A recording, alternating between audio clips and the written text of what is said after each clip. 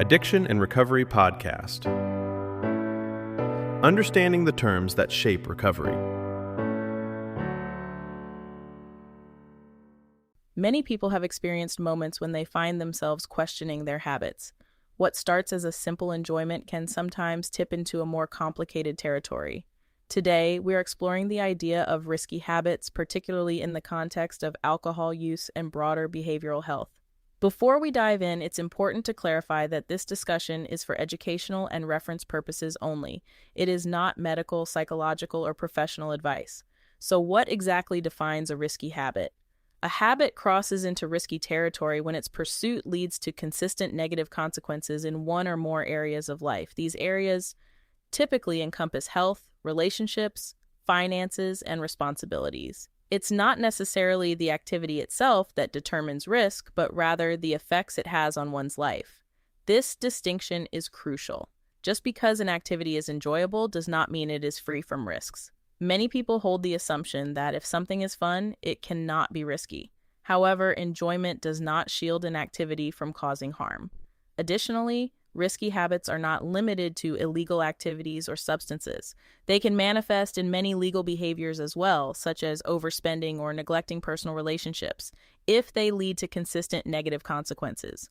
It's also a common misconception that only frequent or extreme engagement can make a habit risky.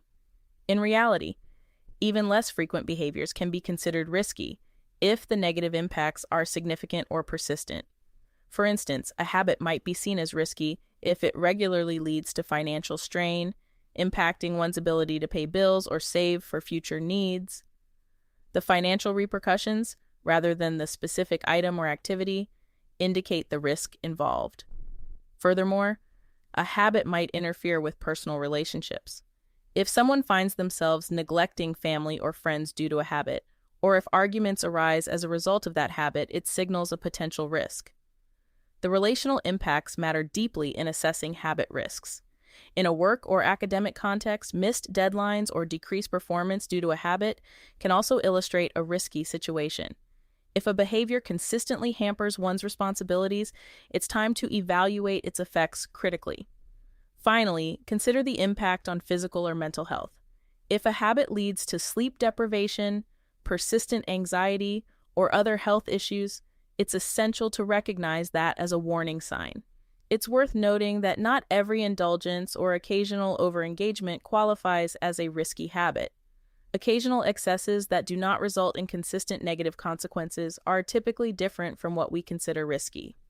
Understanding these dynamics is vital for anyone involved in recovery, those who support individuals on that journey, or even those exploring careers in substance use disorder counseling. Recognizing how these habits can impact life may help prepare future professionals for the challenges their clients face. In closing, topics like these are often explored in addiction counseling education. Programs such as those offered at InterCoast colleges include discussions about behavioral health and recovery support.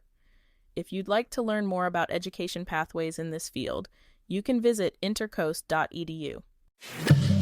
If you or someone you care about is struggling with mental health or substance use, help is available. You can contact the SAMHSA National Helpline at 1-800-662-HELP.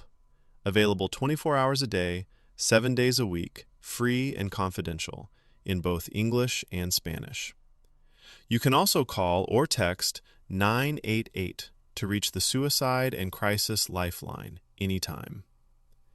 And if you're looking for treatment or support services near you, simply text your 5-digit zip code to 435748. That's HELP for you to receive local resources. Reaching out is often the first step toward recovery, and support is available whenever you're ready.